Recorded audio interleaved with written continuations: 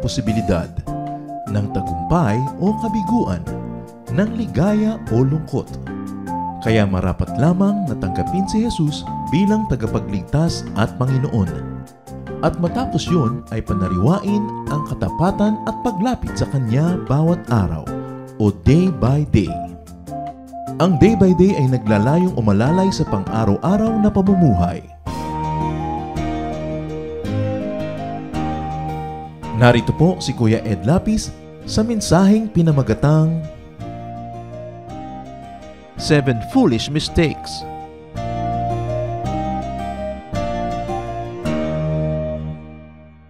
Ang isa po na napakahalaga na silbi ng Biblia sa atin ay bigyan tayo ng practical wisdom. The Bible teaches people what to do in daily life. Hindi lang para sa mga matataas sa mga theological discourses. In fact, the real use of the Bible for God's people is to guide us in daily living. Practical wisdom. Psalm 119 verse 105, Your word is a lamp to my feet and a light for my path. Ang liwanag, ang ibinibigay ng gagaling sa salita ng Diyos. At ang salita ng Diyos ay yan ang ating inaasahan na gagawin, pagliliwanagin ang ating daan. At dahil dyan, tayo makaiiwas na gumawa ng maraming mga kamalian na hindi lang pinagsisisihan natin, kundi nakakaapekto rin sa iba. Ang pag-aaral natin ngayon, very practical wisdom from the book of Proverbs. 7 foolish mistakes.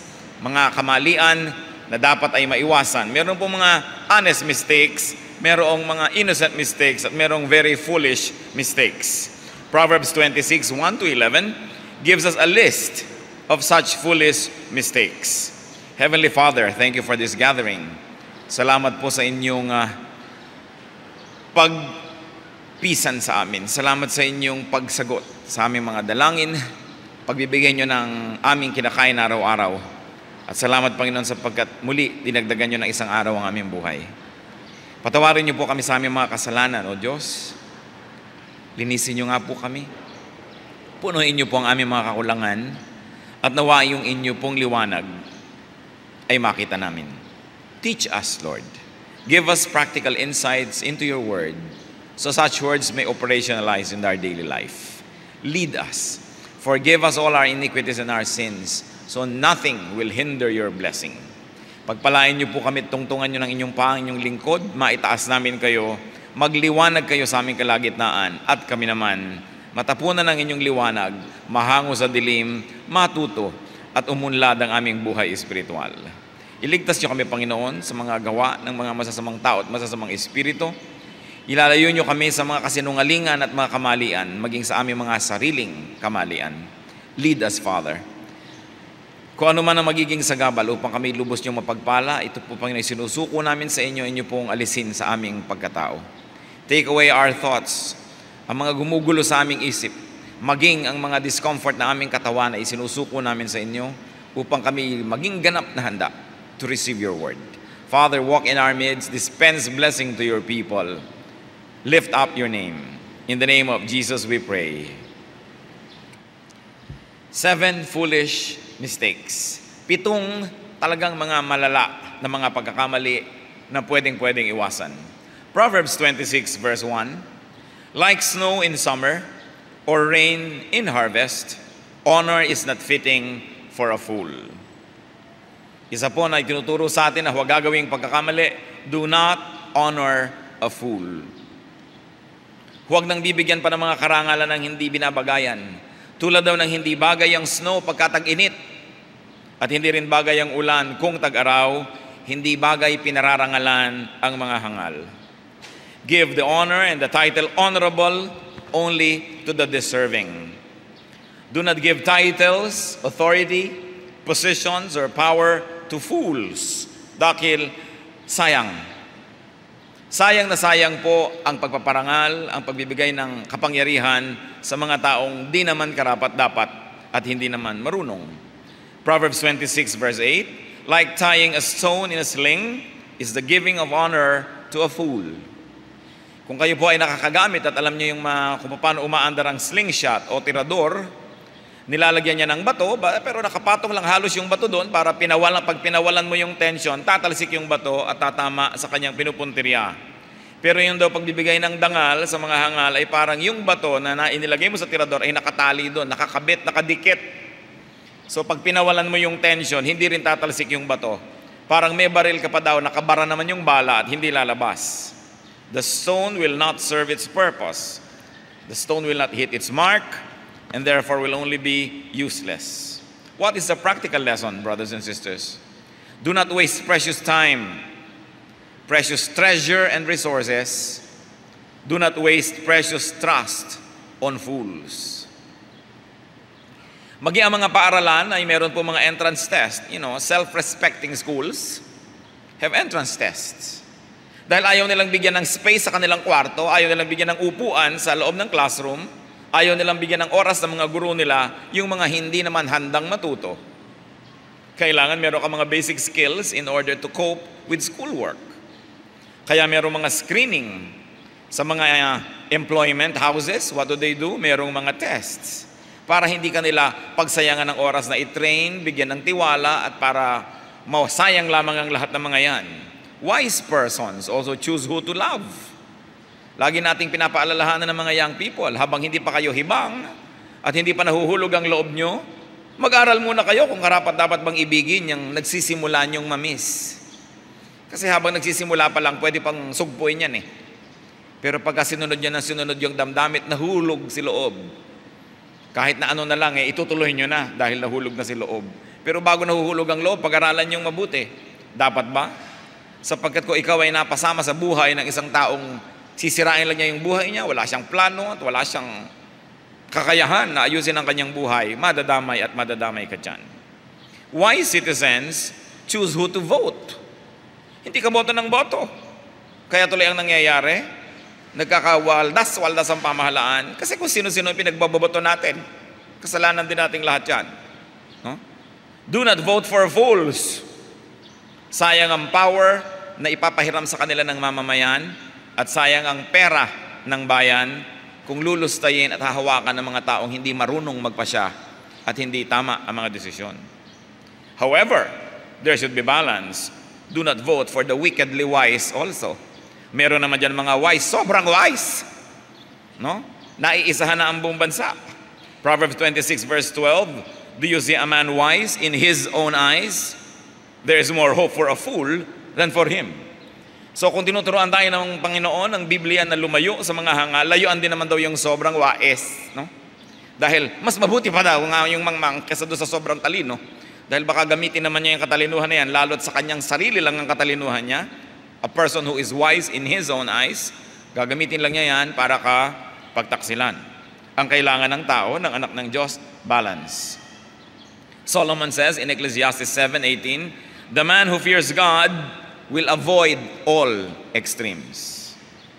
So hindi ka magtataya ng buhay mo doon sa sobrang walang alam at pag-ingatan din yung sobrang marunong dahil baka gamitin lang yon sa pansariling kapakanan. Proverbs 26:2, like a fluttering sparrow or a darting swallow, an undeserved curse does not come to rest. Para daw mga pipit, parang mga maya na hindi mapakalit, hindi nananahimik saan man dumapo, ganun lang daw yung mga sumpa, yung mga salita, yung mga criticism na pinawawalan para sa atin pero hindi naman bagay sa atin. So do not dignify an undeserved curse. Pag may mga tao na maraming sinasabi sa inyong mga mali at hindi naman totoo, huwag niyo masyadong isipin, huwag masyadong pag-usapan. Sapagkat para lang daw yan ibon na dumadapo, hindi rin magtatagal aalis if you don't deserve it. May sariling life and shelf life ang mga criticisms, ang mga curses, so that if you don't really deserve it because it's not true, then don't even bother to pay attention to it. Sabi nga ng iba, talbog sa akin, dikit sa'yo. Ganun daw dapat ang ating attitude sa mga masasamang salitang sinasabi ng iba tungkol sa atin na hindi naman totoo. Tatandaan natin yung hindi totoo. Kasi ito yung may sinasabi ang ating kapwa, dapat tayong nakikinig sandali man lamang para ating tingnan kung totoo. At kung totoo, salamat at sinabi, nagising tayo upang iayos ang ating buhay. And most of the time, you will hear the truth about yourself from the mouth of your enemies, not from the mouth of your friends. Meanwhile, don't bother yourself too much about what everyone else says about you, especially if they are not true. Mamamatay din ang balitang yon kung hindi mo na bibigyan pa ng panibagong pahiram na buhay, kung hindi na pag-uusapan pa. Even David was cursed by Shimei, but Shimei realized that his curse would not take effect because the curse was not true. It was not based on truth. That David did not murder members of Saul's family. Premised on that falsehood or misinformation, Shimei cursed David, pero tumalbog lang yung curse niya kasi hindi totoo. So isang pagkakamali na dapat iniiwasan. Huwag gagawin. Do not be bothered by, and do not answer, and do not listen to every false and malicious accusation against you. At ito po ang isang bagay na maging ang inyong lingkod ay natutunan sa pagdaan ng panahon. Huwag laging entertainin ang mga laging may mga sumbong-sumbong. Sabi nila, ganito daw tayo. Sabi nila, ganito ka daw, ganito ka. Kung hindi totoo, huwag nang pag-usapan yan. Dahil hahaba lang ang buhay niyang kwento na yan, dadami ang bersyon, and you dignify something that is not true. Mga kapatid, napakabait po ng Diyos. Alam niya na kahit anong gawin nating mabuti, may mga makakating dila na may mga sasabihin against us. Kahit na tulong ka ng tulong kuminsan sa mga kamag-anak, minsan ka lang hindi makatulong, masama ka na naman, meron na naman sila mga comment against you. Huwag niyong indahin.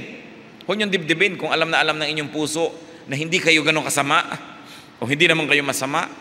Huwag niyong pansinin. Sabi ng Bible, parang ibon yan, dumadapo lang, aalis din agad-agad. Proverbs 26, verse 3. A whip for a horse, a halter for the donkey, and a rod for the back of fools. Ano yan sinasabi dyan? Iba't ibang uri ng kasangkapan upang kontrole ng isang hayop.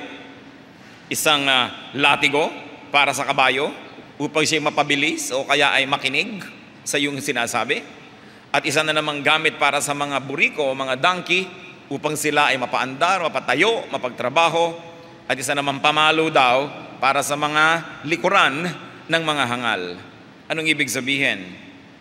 That there is a tool for every beast to whip this beast to line. Do not tolerate, do not ignore foolishness and foolish acts. Kabayo mat mali ang takbo ay nilalatig ko, donkey man at tao man ay dapat pinapalo. We must punish foolishness. Yung punishment naman na hindi paghihiganti, kundi para ituwid at para itama ang isang mali. Because foolishness and fools must be curbed, controlled, threatened. And there are many foolish people whose highest motivation is fear.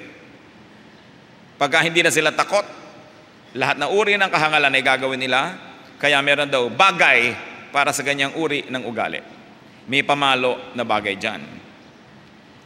Nung araw po, sumasama ang loob ko, tuwing naririnig ko na lamang ang mga kapwa natin maliliit na tao, mga manggagawa, na konting pagkakamali ay may salary deduction, konting pagkakamali may mga multa, suspension, o kaya termination.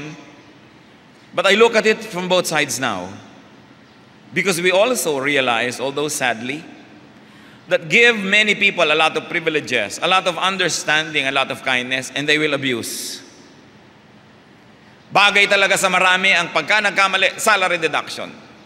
Bagay talaga pagka late, salary deduction.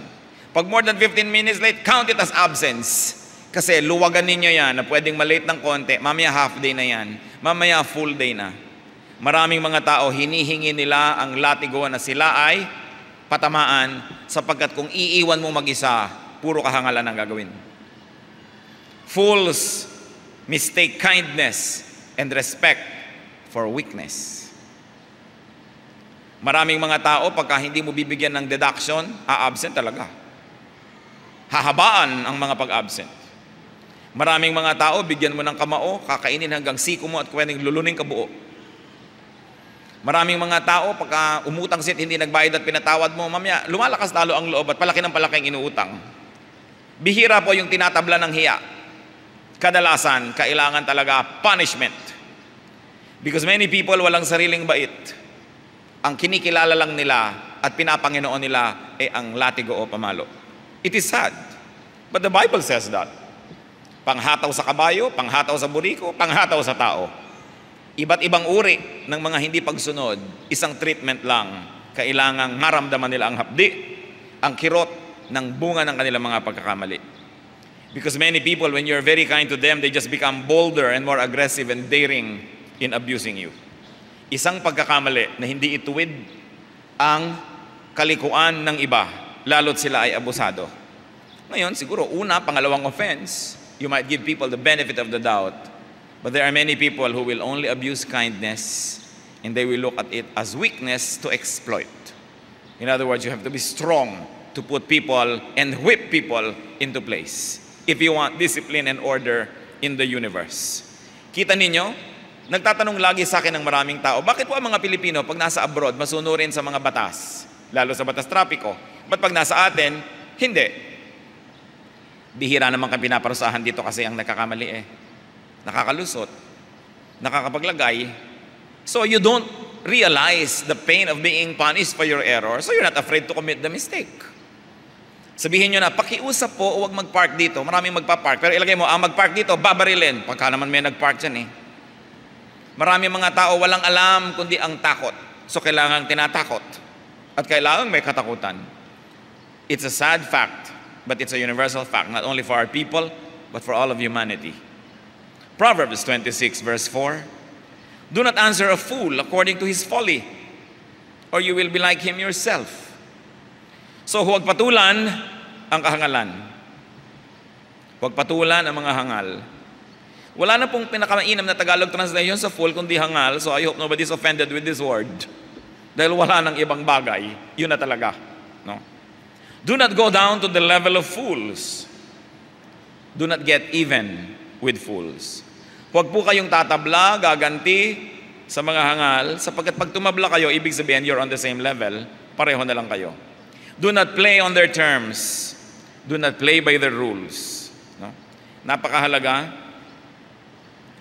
Do not dignify their talk, their remarks, their deeds with repetition. Pag meron na silang sinabing mali, ipapamalita pa natin, pag-uusapan pa natin, namumultiply ang kanilang trabaho. Hindi dapat ang ganon. Pero kailangan na naman balance, mga kapatid. Kasi sabi, huwag papatulan ang mga kahangalan ng iba. Pero ang sabi naman ng Proverbs 26 verse 5, answer a fool according to his folly, or he will be wise in his own eyes. Pag hindi mo itinama yung mali niya, nakala niya, tama na siya. The contemporary English version of the same verse, Proverbs 26 verse 5 says, but if you answer any fools, show how foolish they are, so they won't feel smart. Sabi, mas mabuti, pag foolishness ang inaalok niyan, huwag mo sagutin. At kung sakaling kailangan mo sumagot, tiyakin mo na sila'y tatalampakin mo. No? Talagang bubutataid mo sila. Nang hindi na sila makakabangon pa at makaka-recover para ma-realize nila that they are fools. I'm reminded of my grandmother. Yung lola ko po, pag nagtanong kayo ng isang bagay na walang kwenta, hindi siya sasagot. At pag inulit mo ang tanong mo, iirapan ka niya ng ubod talim, daigan laser. Mag-isip-isip ka bakit hindi sumasagot ang matanda, kasi ibig sabihin, it's a foolish question or a foolish remark. So she's very immediate and quick, no? In punishing somebody for foolishness. Hindi niya papansinin. Dapat ganun din tayo, hindi mo laging binibili ang mga itinitinda ng mga kahangalan ng ating kapwa. Pero may mga panahon kailan tayo magsalita, sapagkat pag tayo na nahimik, akala nila, panalo sila, at lalo silang lalakas ang loob na ikalat ang kanilang mga kamalian. Fools can mistake your silence for defeat. They can mistake our silence for surrender, therefore their victory. Ito po mga Proverbs na ito yung pinag-aaralan natin, mga kapatid. Una, para siyasatin na ating sarili. Are we foolish in this terms, by these standards? O kaya, may mga tao ba sa ating paligid na guilty of this kind of foolishness and we allow them to manipulate us? We allow them to influence us or control us? Kaya nag-aaral tayo so we can be free. Because truth sets free. Proverbs 26 verse 6, like cutting off one's feet or drinking violence is the sending of a message by the hand of a fool. So, in a literal way, pag daw nagpadala tayo ng pasabi, ng mensahe, sa isang taong hangal, daig pa daw ang pinutulan mo ang sarili mo ng paa o naghanap ka ng sakit ng ulo. Anong leksyon ang itinuturo ng verse na ito? Do not use a fool as an ambassador, as a messenger, as a go-between, as a spokesperson. Anong ibig sabihin natin, mga kapatid? Tayo pa naman sa Filipino culture, we don't have the culture of directness. We always use padrinos. No? Sabihin mo naman sa nanay, ganyan, liit-liitan ang hinihingi sa akin. Hindi ko na kaya. Ipapasabi mo sa kapatid mo. O kaya ang nanay, sabihin mo naman sa kapatid mo, dagdagan naman ang ibinibigay niya buwan-buwan. So may gagamitin kang tagasabi. No? O kaya nag-away kayong magnobyo, may tagasabi pang, sabihin mo sa kanya, nagtatampo ako kasi ganyan. No? O kaya may nakaaway kang kapitbahay, o kaya leader ka, may mga follower na ayaw sumunod, nagtatayo sila ng sarili nilang mga republika doon sa sulok-sulok. May ipapadala ka ngayon na isang junior leader, sasabihin mo, kausapin mo sila, sabihin mo ganito, ganon. O kaya may mga grupo na may unhappiness, gusto nila iparating sa taas, pipili sila ng tagapagsalita. Usually, yung iniisip nila na pwedeng pakinggan nung nasa taas, sabihin mo naman sa nasa taas, ganito kami, ganon. So ito po yung mga ambassador na pinag-uusapan natin. At sabi ng Proverbs 26:6, pag pumili ka ng isang ganyan na hangal pala yun, naku, ay hukayin mo na ang libingan mo. Daig mo pa nagpaputol ng sarili mong paa o humanap ng sakit ng ulo. Because a leader or a monarch can be dragged to war because of an incompetent ambassador. Kaya tragedy kung ang mga ambassador sa limbawa ng ating bansa ay mga political appointees. Mabuti sana kung marurunong lahat. Ngayon, kung ayaw mo lang manggulo siya sa isang probinsya, gagawin mo ambassador kung saan gulo para sa ating bansa kasi hindi siya marunong mag-represent. At pag sinabi po dito yung a fool, no? It can be shy. I was talking to a very senior diplomat of our country. Many ambassadors nagre-report sa kanya. Sabi niya, ang observation niya, ang dami-dami nating ambassadors, mga dungo. Pagka nasa mga international gathering na, hindi kumikibo, parang pinitpit na luya, tahimik na tahimik, lalong-lalot puti ang mga nakapaligid. May inferiority complex. Ambassador. No? So sa palagay niyo ba, maipapanalo nun ang mga usapin tungkol sa ating bansa kung siya ay dungo? No? Kaya kung minsan may mga pamilya, yung padre de familia, torpe. Sa palagay niyo, he will bring home the bacon? No, he will bring home the balutan ng bacon. Kasi mahihain. Pag nagagawa ng pagkain, siya ang walang uwi. Kasi torpe. So pagka pumili ka ng yung ipapasugo, pipili ka ng representative na hindi marunong, a fool, lugi ka. Fool can also mean malicious. Sabi ng girl, doon sa kanyang kaibigan na girl number 2, sabihin mo naman sa boyfriend ko, ganito, ganon. Mali-mali ngayon ang sasabihin ni girl number 2, siya pala may gusto. Mamaya sila na yung nag-date. Kasi malicious ang iyong ambassador. At marami pong mga gulo, lalong lumalaki kasi ang pinagtitiwalaan niyo magsabi, hindi pala pwedeng pagtiwalaan. Fool can also mean warlike, na ang gusto niya talaga magkagalit kayo. Or inarticulate. Even I, in my personal life, and in my ministerial life, I have seen this happen several times. Ang ganda-ganda ng salitang binitawan mo sa iyong inutusan. Sabihin mo dito sa ating mga tao na naliligalig, nagugulo, ganito ang solusyon, ganito ang ating posisyon. Ang ganda-ganda. Paglipat, pangit na. Ang nangyayari tuloy, may mga nagtatampo, may nagdaramdam, may nagwo-walk out, kasi akala nila ganon ang official stand ng organization. There are people, and the fool can also mean unfaithful. Hindi siya matapat doon sa nagpapasabi, hindi siya matapat doon sa nagsusugo sa kanya, ini-reinterpret niya ang gusto niyang sabihin.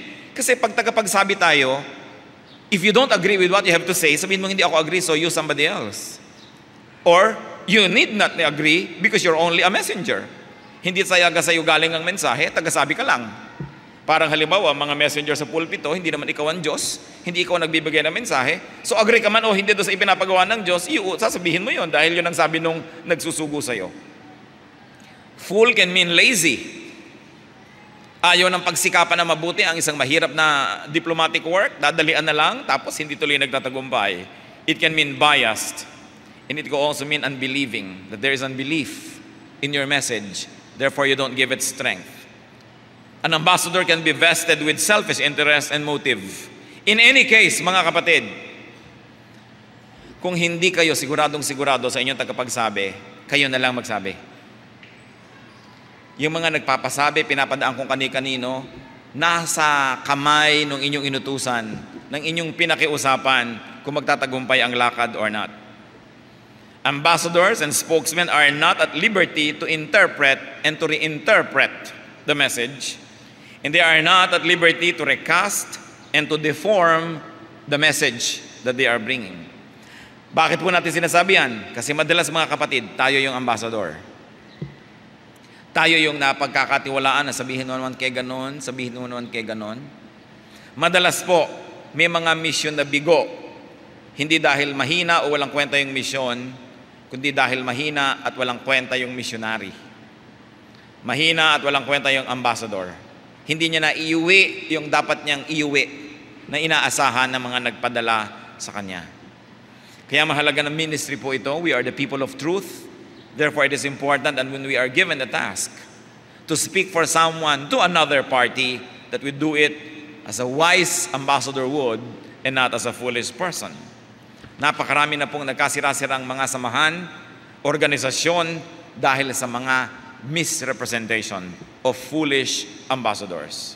Sabi ng Proverbs 26:7, like a lame man's legs that hang limp is a proverb in the mouth of a fool. Ano ang binibigay nito sa atin na halimbawa? Para daw isang mga paang lumpo, mga paang hindi na igagalaw, ganyan daw ang halaga ng magandang salita na dumadaan sa bibig ng isang hangal. Baliwala. It will never accomplish anything. Sayang lamang. Kaya kahit gaano kaganda ang iyong salita, sabihin mo naman kamo sa kanila kung maaari ba, kung kakayanin naman nila na makatulong-tulong, ay tulungan tayo. Biglang dumating si ambassador, sabi, hoy, tumulong-tulong naman daw kayo, mga wala daw kayo silbi. Di ba? Magagalit na ngayon yung kinausap, magkakagulo na ang mga tao. Sabi, huwag kayo magtitiwala ng kahit magagandang mga salita kung ang pagtitiwalaan nyo is a fool. Even Proverbs and wisdom, they are both wasted in the hands of fools. Because fools reinterpret and deform very good words. Isang lesson po mga kapatid, kung kayo ay merong di pagkakaunawaan ng sinuman at may namamagitan sa inyo at hindi maganda sa inyong pandinig ang dumadating na salita galing dito sa namamagitan, huwag niyong laging isipin na ang may pakananon ay yung taong nagpapasabi.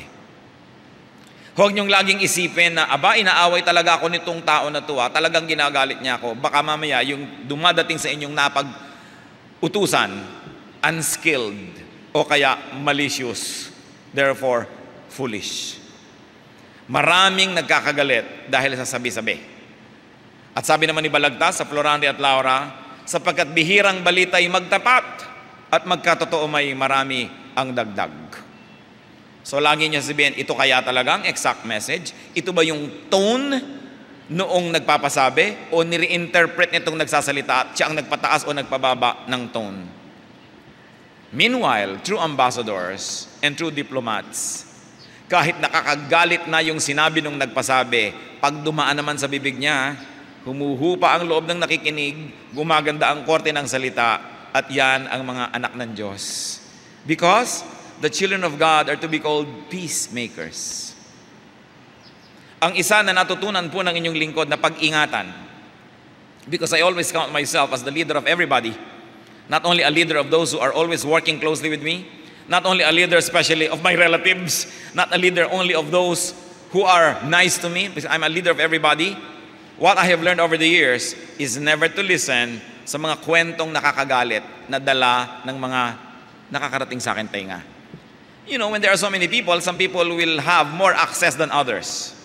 At pag may bubulong-bulong, lalo't ang ibinubulong niya ay nakakagalit tungkol sa iba't ibang mga tao, I always treat it with a grain of salt.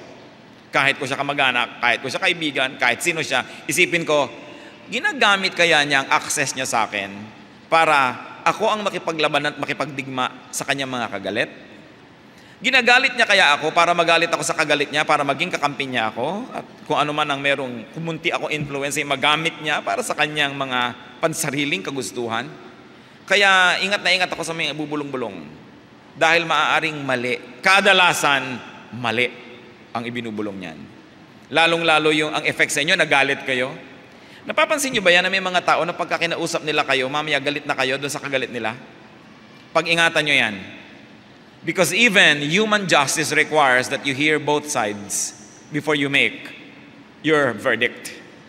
Maging sa mga hukuman ng tao, pinapakinggan yung nasasakdal at yung isinasakdal. Pinapakinggan ang argumento noong nagsasakdal at noong isinasakdal bago gumawa ng hatol. Kaya huwag tayong gagawa ng hatol laban kanino man dahil lang sa kwento o salita ng isang nakarating, samantalang yung isang partido hindi natin nadinig. And especially if you are a leader. Sapagkat ang impluensya at kapangyarihan ng isang pinuno ay pahiram lang ng Diyos. At dahil pahiram ng Diyos, Diyos ang mag-accounting, ang mag-audit ng ganyang mga pahiram na kapangyarihan, kaya marapat na malinis ang paraan ng paggamit niyan. Proverbs 26 verse 9, like a thorn bush in a drunkard's hand is a proverb in the mouth of a fool. Para do isang tangkay na punong-puno ng tinik na hawak ng isang laseng, ganyan daw yung proverb, yung magandang salita sa bibig ng isang hangal. In other words, mapapapangit niya. Matinik na sanga sa kamay ng lasing is harmful to himself and to others. So we must always scrutinize the message and we must scrutinize the messenger bago tayo magpapa-influensya sa anumang nadidinig natin. Bakit napaka-diin naman yata ng pagbibigay natin ng emphasis dito? Sapagkat ito ang pinakamadalas mangyari. Pati mga mag-asawa nagkakahiwalay dahil sa sabi-sabi ng mga kamag-anak na mahilig makialam. Pati mga magkakaibigan nagkakalayo. Ang mga magkakasosyo sa negosyo nagkakahiwa-hiwalay dahil sa kwento ng kanilang clerk nila na ipinapasok nila na nagkakainisan pala at nagkakagalit, kaya ikaw ngayon i-influensyahin, bubulungan ka ng bubulungan. Basta bubulong-bulong, eto na si Ingkong bubulong-bulong, pag-ingatan nyo na, lalo't malapit sa inyong puso. Dahil kuminsan nabubulag tayo pag malapit sa ating kalooban ang nagsasalita. The people of God must be objective and always, pagka po merong isinasakdal, ang ating puso nagtitira man lang ng kalahati para doon sa taong absent, yung hindi nare-represent. That is what is fair to do. At kung may mga nasira na po tayong mga relasyon, mga pakikipag-ugnayan sa kapwa, dahil sa ganyan, at ngayon nare-realize natin yan, we study God's Word, not to increase our knowledge, but to change our lives. Maaari nating ituwid kung meron na tayong nagawang mga pagkakamali, at iwasan ang mga kalikuan na maaaring mangyari pa. Kaya napakahalaga yung Proverbs. Very, very important wisdom. Tulad din po ng sinabi na ganyan ng mga bali-balita na dumadaan sa bibig ng isang foolish, even a Bible verse in the mouth of a fool can be most harmful. At pag-iingatan din natin ang mga taong lagi nagko-quote from the Bible, lalong-lalo para bigyan ng suporta ang kanilang mga ginagawa, ang kanilang mga pananalig, paniniwala, o kaya ay mga advocacies. Dahil ang Biblia na yata ang pinaka-abused literature na ginagamit ng mga tao sa iba't ibang paraan at pwedeng-pwedeng gamitin sa panglilinlang, sa pandaraya, pwedeng-pwedeng gamitin para gumawa ng gulo. Absurd teachings and following result from this aberration. So teachers or preachers, beware that we are faithful to the spirit of God's word and that we don't use it to manipulate people. It is so easy to hide behind the powerful word of God to manipulate people and to advance oneself. That's why people who teach should be judged, and according to the Bible, will be judged with at least twice as much strictness as those who are not teaching. And students and listeners should also beware. You will always say, saan pupunta ang usapang ito? Saan uuwi ang interpretasyon na ito? Ano ang mangyayaring practical application ng tinutumbok ng ideya na ito nang nanggagaling sa verse mula sa Bible. Ako ba ay magpapaalipin? Ako ba ay maaabuso? Ako ba ay makakawawa? Ako ba ay mapagsasamantalahan? Sapagkat kung yon ang pupuntahan, doubt the scholarship of whatever you're hearing.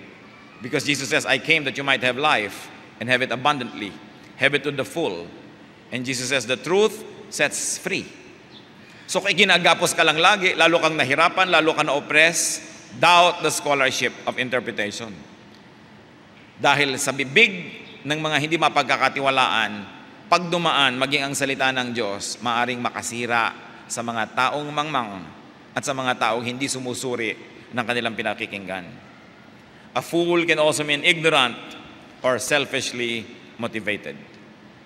Proverbs 26:10, like an archer who wounds at random is he who hires a fool or any passerby. Yun daw namamana, siyempre ang namamana may tinutudla, may pinupuntirya, may target. At sinusukat ang galing mo kung tama nga, tumatama nga ba, kaya bullseye ba o hindi. Maging ang mga training ng mga pulis, bumabaril-baril sila, biglang may ginang, may bata, mayroong magdanakaw, dapat ang binabaril lang nila yung kalaban, sapagkat hindi sila dapat tumama sa hindi dapat tamaan. Pero, ganyan daw ang katulad ng isang tao na bigla mo na lamang na hinahire, binibigyan ng pwesto, binibigyan ng trabaho na hindi mo naman kilala. Tulad daw ng isang namamana na kahit saan na lang tumama, ganyan ang mangyayari sa isang taong dumadaan lamang, bigla mo nang tinawag at inimbitang maging empleyado o maging trabahador o maging tauhan. Ano po ang lesson mga kapatid? Do not hire a fool, especially if that fool is your relative, dahil mahirap tanggalin. Sa mga nag-aaral po ng siyensya ng negosyo at sa mga nag-aaral ng Philippine sociological situation and social situation, isa sa kanilang mga sasabihin sa inyo, avoid hiring a relative. Bakit? Pag umaabuso na yung relative at tinanggal mo, ito na yung nanay na tiya mo, iiyak-iyak sa'yo. Inalagaan kita nung maliit ka. Pinsan mo lamang, tinanggal mo pa, wala. Sira na ang yung sound judgment. No? Do not hire a fool. Do not hire someone you don't really know. And listen to this, don't hire the easily available. Pagka po biglang may opening na trabaho bukas, available agad siya, huwag kayong matuwa available. Ang isipin nyo, kung ang taong ito ay productive, bakit siya available? Ba't wala siyang ibang trabaho? No? Kung siya ay lagi na lamang na available, kahit mo saan yayain, isama, baka ang taong ito walang sariling orbit, walang sariling ginagawa, walang sariling timetable, walang schedule, walang goal, kaya ang dali-daling yayain.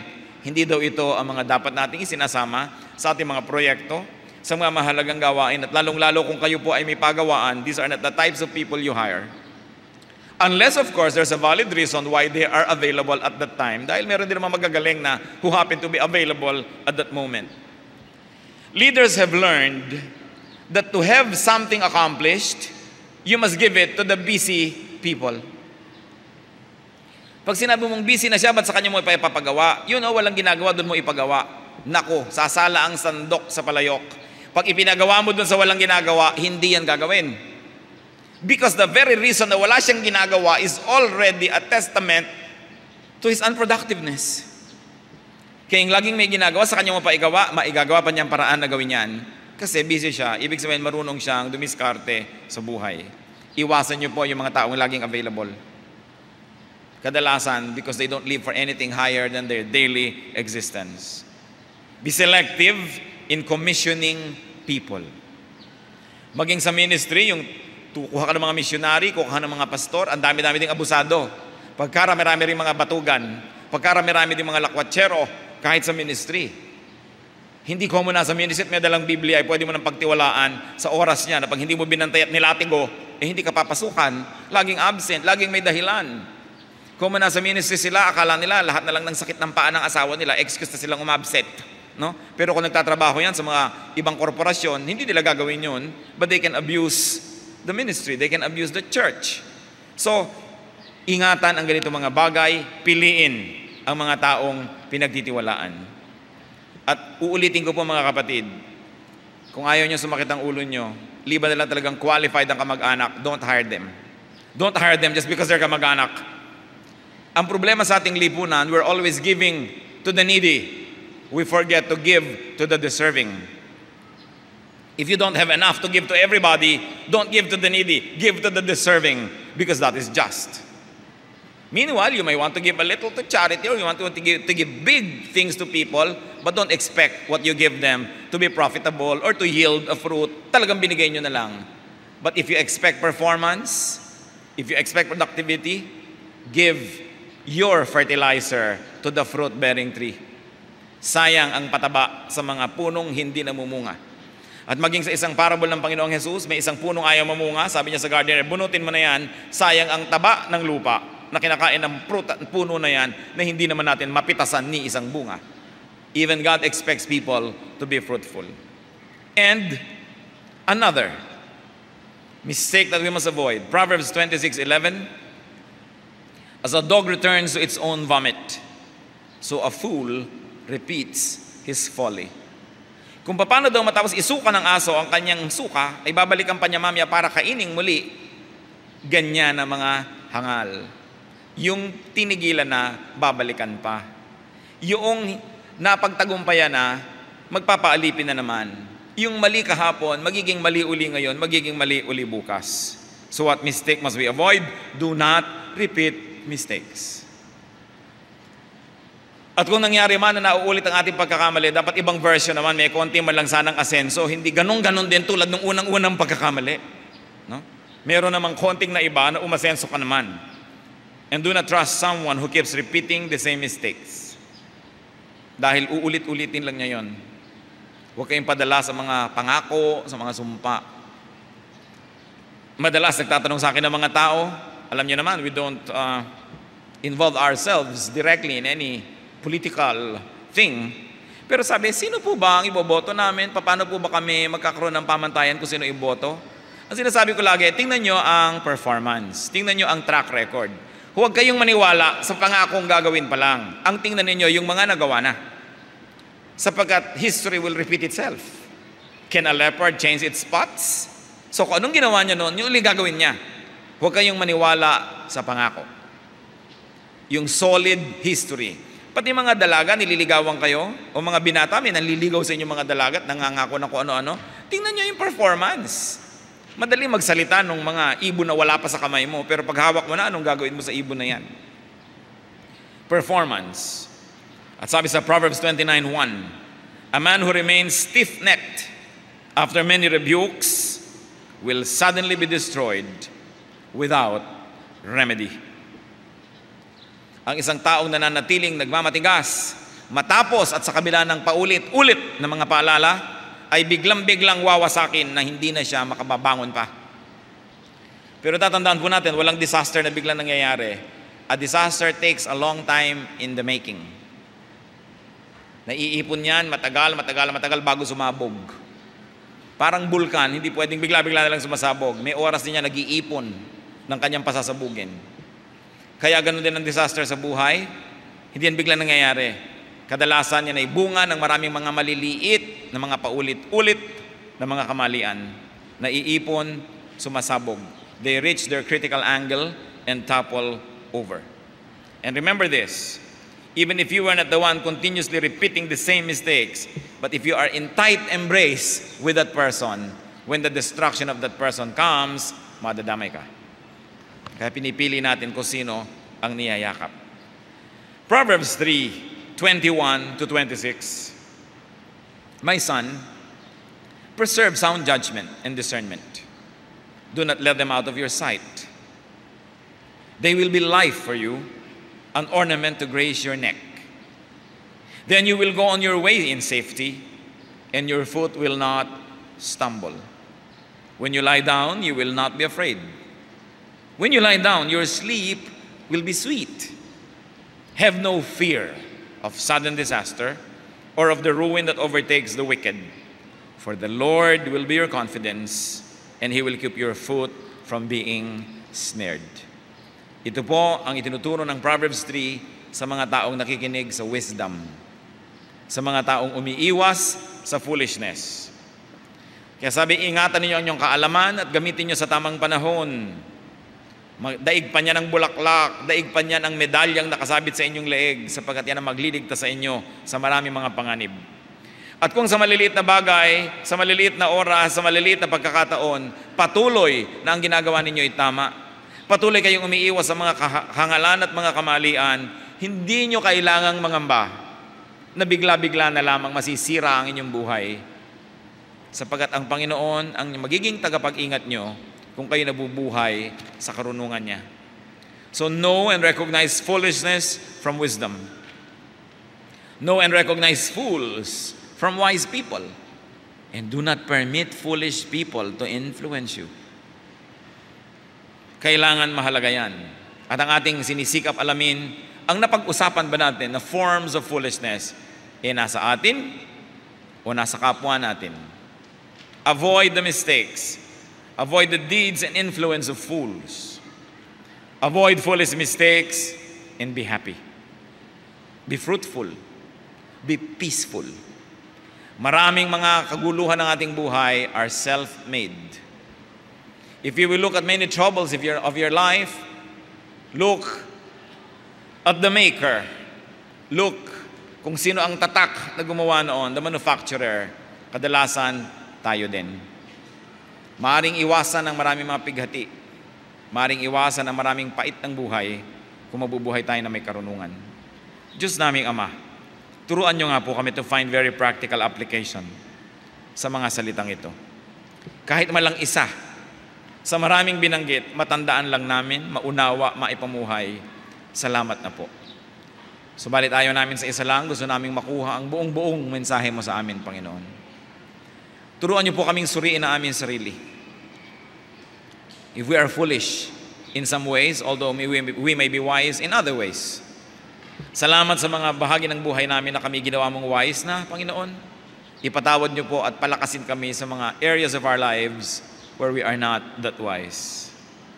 And teach us to be discerning, to be selective in allowing people to influence us.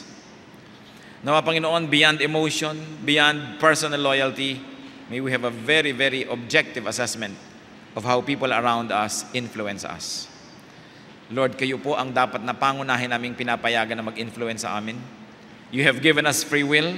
We must never let other people twist and exploit that free will so that we become pawns in their cruel chess games.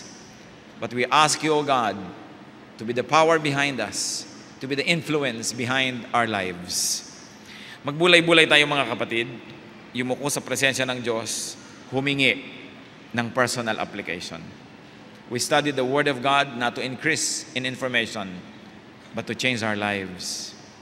Ask God, hanapin natin, huwag kayong pumayag na uwi kayo na ni isa sa mga pinag-usapan nating mistakes, hindi natin nakita kung anong kinalaman sa ating buhay at paano natin ito maitutama o kaya maiwasan.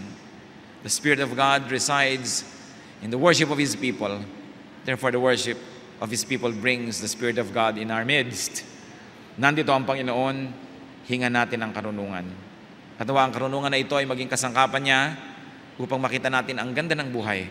At maiiwas tayo sa mga di naman dapat na mga kinasasadlakan nating mga paghihirap. O Diyos naming Ama, tulungan mo po ang bawat isa. Nasuriin ang lahat ng mga salitang aming narinig, nabasa. Pagbulay-bulayan at hanapan namin ito na application sa aming buhay. Be alone with God, brothers and sisters, in some moments of silent prayer.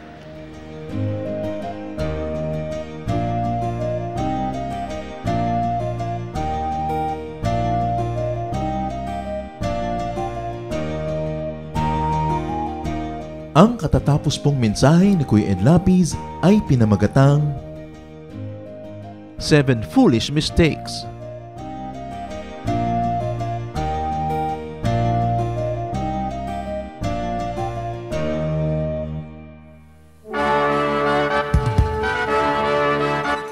Halina't sama-samang sumamba at magdiwang sa Day by Day Jesus Celebration kasama si Kuya Ed Lapiz.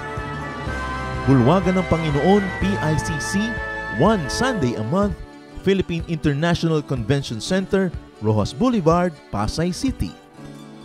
All other Sundays sa mga day-by-day mini bulwagan ang pagtitipon. Para sa buwan ng Disyembre, gaganapin ito sa December 8, 2024. 8 a.m. ang First Jesus Celebration, 10 a.m. naman ang Second Jesus Celebration. Para sa iba pang detalye, bisitahin ang ating official Facebook page, Day by Day Friends.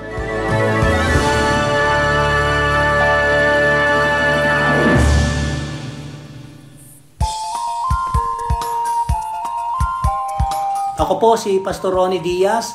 Inaanyayahan po namin kayo na dumalo at makisaya sa Jesus Celebration sa ating Day by Day Jesus Ministry San Pedro. Tuwing linggo, meron po tayo dalawang service. Isa, 9 a.m. hanggang 10 a.m. Ang ikalawa naman po ay 10:30 a.m. hanggang 11:30 a.m. Para po sa karagdagang detalye ng schedule ng ating service tuwing linggo, maaari niyo po kaming kontakin sa 0968-229-0993 at sa 88-361-466. Halinang ipagdiwang ang Panginoong Hesukristo.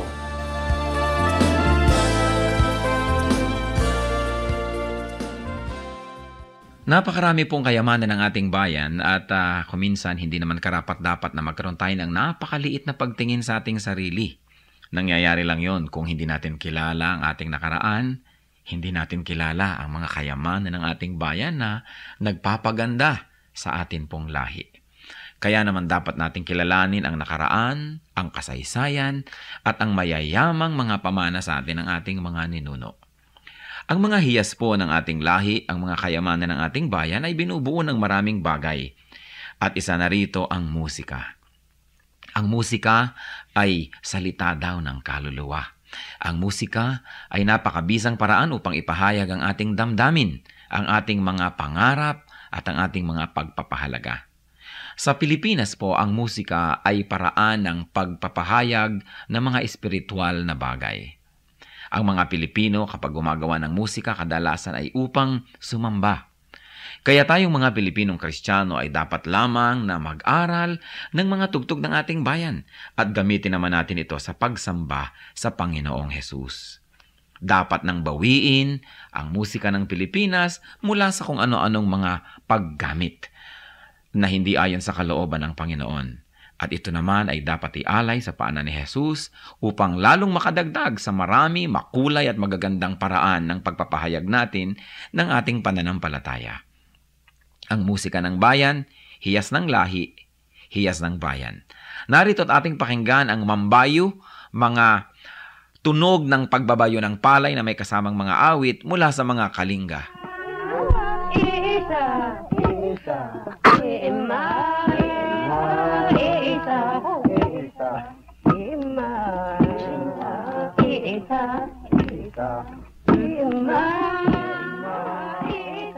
Ang mambabayo ay isang karaniwang gawain ng mga kalinga at ito ay pagbabayo ng palay. Gayunpaman, ito isinasagawa sa sari-saring estilo at pamamaraan ayon sa idinaraos na okasyon. Halimbawa ay kasal o kaya ay may mga kinalaman na seremonya sa mga patay o mga libing. Ang mambayo ay sinasaliwan ng awit tulad ng naririnig natin.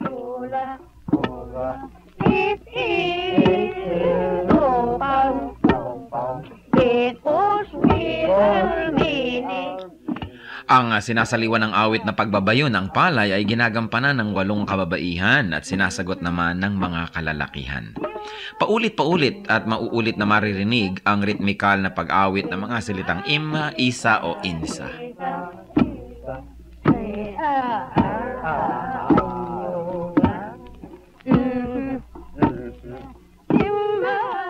Kasabay nito ang kanilang pagbabayo. Anong ibig sabihin ng ganitong uri ng pagbabayo? Pagbabayo ng palay na hindi lamang ang dahilan o ang gustong mangyari ay makapagbayo ng palay, ito rin ay isang bigkis panlipunan. Sa pagbabayo, makikita ang tulungan, pakiramdaman, pagsasaya. At makikita natin ang pagiging dakilang mga musikero ng mga Pilipino na maging sa pagbabayo ng palay, gumagamit sila ng musika, hindi lang upang sila ay malibang at pagaanin ang trabaho, kundi patuloy na ipahayag ang kanilang nadarama. Sa mga Katagalugan at sa mga nasa kapatagan ng Luzon, uso rin ang bayuhan, lalo ang pipigan, At kadalasan, yung halo na ipinangbabayo ng pinipig, inuukit pa ang loob nun at nilalagyan ng parang bolang kahoy sa loob na habang nagbabayo, kakalog-kalog naman ang bolang ito at gumagawa na naman ng isang ritmo.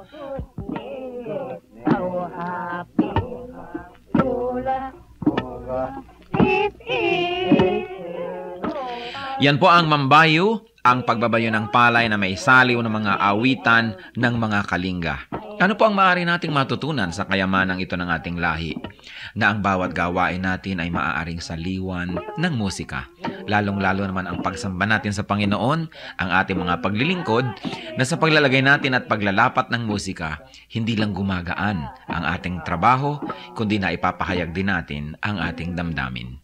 Musika ng bayan, kayamanan ng ating lahi, hiyas na dapat makilala at ingatan.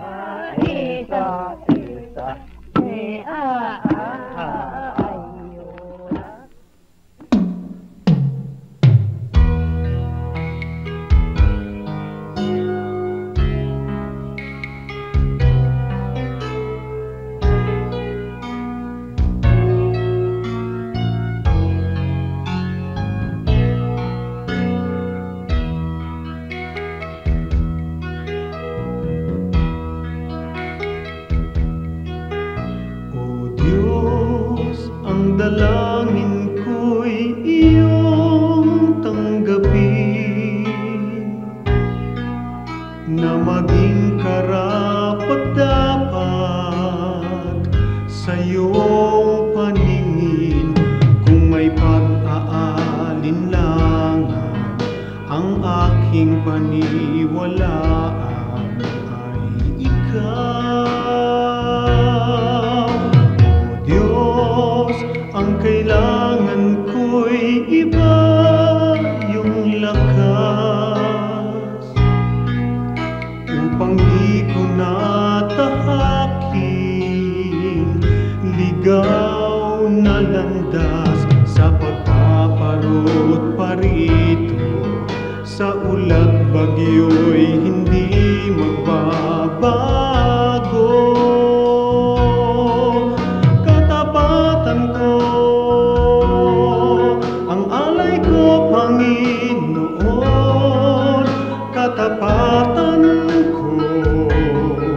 sa'yo'y panghabang panahon. Kahit minsan na tiwala ko'y di kukupas, katapatan ko panatiliin mong wagas.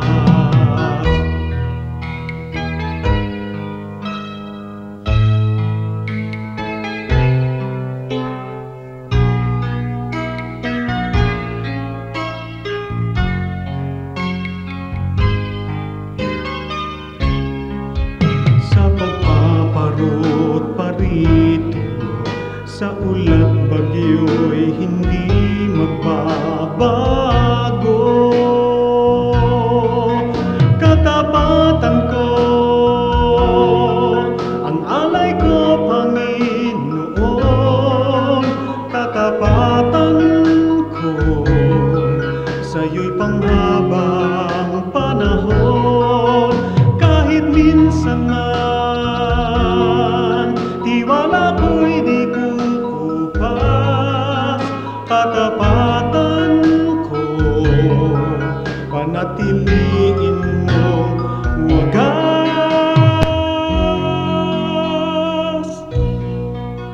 Panatiliin mong wagas.